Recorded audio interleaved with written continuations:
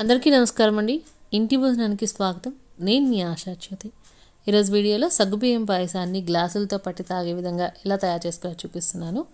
మామూలుగా మనం ఎప్పుడు చేసినా కానీ సగ్గుబియ్యం పాయసం అనేది కొంచెం చిక్కపడిపోతూ ఉంటుంది చల్లారిపోయిన తర్వాత. అలా కాకుండా నేను చెప్పే కొలతలతో చేసి చూడండి, చాలా బాగుంటుంది. ఇప్పుడు స్టవ్ వెలిగించుకొని ఒక మందపాటి గిన్నె పెట్టుకున్నాను. దాంట్లో ఈ గ్లాస్ తోటి 6 గ్లాసులు నీళ్ళు పోసుకున్నాను. మనం ఏ గ్లాస్తో అయితే నీళ్ళు పోసుకున్నామో అదే గ్లాస్ తోటి 1 గ్లాసు సగ్గుబియ్యాన్ని తీసుకొని ఒకసారి నీళ్ళు పోసేసి కడిగేసుకుంటే ఏదైనా డస్ట్ ఉంటే వెళ్ళిపోతుంది. మీరు పాయసం చేయడానికి టైం కనుక ఉన్నట్లయితే మంచినీళ్ళు పోసుకొని ఒక అరగంట సేపు నానబెట్టుకుంటే త్వరగా ఉడికిపోతాయి. లేదంటే మనం కడిగిన నీళ్ళు వంపేసేసుకొని వెంటనే కూడా పాయసాన్ని రెడీ చేసేసుకోవచ్చు. ఈ లోపల మనం పెట్టుకున్నటువంటి నీళ్ళు అనేవి చక్కగా మరిగిపోయాయి. ఇప్పుడు ఈ సగ్గుబియ్యం మొత్తాన్ని కూడా దీంట్లో వేసేసుకుంటున్నాము. ఇప్పుడు గరిటెతోటి చక్కగా అడుగు నుంచి మొత్తాన్ని కూడా కలిగిపెట్టుకున్నట్లయితే అవి అడుగంటిపోకుండా ఉంటాయి. అలాగే సగ్గుబియ్యం అనేది చక్కగా ఉడుకుతాయి. సగ్గుబియ్యం ఉడికేటప్పుడు స్టవ్ని మీడియం టు హై ఫ్లేమ్లో పెట్టుకోండి. అలాగే మధ్య మధ్యలో గరిటెతోటి కలుపుకోండి. ఈ సగ్గుబియ్యం పాయసం చిక్కబట్టడానికి మొదటి కారణము నీళ్లు తక్కువగా పోయటం అయితే, రెండవ కారణము సగ్గుబియ్యం అనేది బ్రేకేజ్ అయిపోయి కొంచెం పిండి పిండిగా తయారవటం. అలాంటి పిండి ఏమీ లేకుండా ఉండాలంటే మనం ముందుగానే చక్కగా కడిగేసేసుకొని వేసేసుకోవాలి. అలాగే తీసుకునేటప్పుడే కొంచెం క్వాలిటీ ఉన్నటువంటి సగ్గుబియ్యాన్ని తీసుకోవాలి. ఇక ఈ సగ్గుబియ్యం సరిగ్గా ఉడికిందో లేదో తెలుసుకోవాలంటే ఈ విధంగా గరిటెతోటి ఒకసారి కొంచెం సగ్గుబియ్యాన్ని తీసుకోండి. దాన్ని కొంచెం చల్లార్చుకోండి. ఆ తర్వాత చూస్తే మనకి ట్రాన్స్పరెంట్గా కనిపిస్తే అవి చక్కగా ఉడికాయని. లేదు అనంటే ఇంకొంచెం సేపు ఉడికించుకోవాలి. ఇప్పుడైతే సగ్గుబియ్యం ఉడికిపోయింది. 1 గ్లాసు సగ్గుబియ్యం కోసము నేను ఇక్కడ 2 గ్లాసుల పంచదారని వేసుకుంటున్నాను.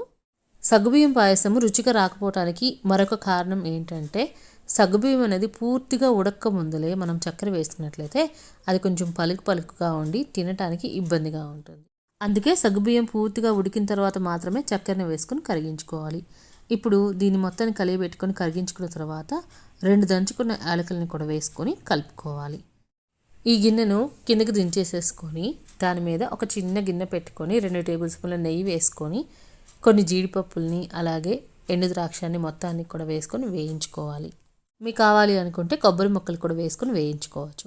ఈ లోపల మనం కాచుకున్నటువంటి సగ్గుబియ్యాన్ని చక్కగా పైన తెట్టు కట్టకుండా ఈ విధంగా చల్లార్చుకోవాలి. ఈ సగ్గుబియ్యాన్ని కాచుకోక ముందులే మనము ఒక 1/2 లీటర్ పాలని చక్కగా కాచుకొని పూర్తిగా చల్లార్చుకొని పక్కన పెట్టుకోవాలి. ఈ విధంగా కాచి చల్లార్చినటువంటి పాలను మాత్రమే దీంట్లో కనుక పోసుకున్నట్లయితే మనకి పాలు అనేవి విరగకుండా ఉంటుంది. ఇక్కడ మీకు నచ్చితే కొంచెం కుంకుమ పువ్వును కూడా వేసేసుకుంటే సరిపోతుందండి. ఎంతో రుచిగా ఉండేటటువంటి సగ్గుబియ్యం పాయసం అనేది చిక్కబడకుండా పాలు విరగకుండా చాలా చక్కగా వస్తుంది. చివరిగా వేయించుకున్నటువంటి డ్రై ఫ్రూట్స్ని కూడా యాడ్ చేసేసుకొని సర్వ్ చేసుకుంటే ఎక్కువ వేడి లేకుండా అలాగే చల్లగా కాకుండా పాయసం అనేది చాలా రుచిగా ఉంటుంది. మరి ఈ వీడియో చూసిన తర్వాత టిప్స్ అన్నీ గుర్తుపెట్టుకొని ఒకసారి మీరు కూడా మీ ఇంట్లో సగ్గుబియ్యం పాయసాన్ని తయారు చేసి చూడండి. ఎలా కుదిరిందో కామెంట్ సెక్షన్లో షేర్ చేసుకోండి. అలాగే వీడియో నచ్చితే తప్పకుండా మీ ఫ్యామిలీ మెంబర్స్కి షేర్ చేయండి. ఇలాంటి రెసిపీస్ కోసం ఇంటి భోజనం ఛానల్ని సబ్స్క్రైబ్ చేసుకోండి. Thank you for watching friends.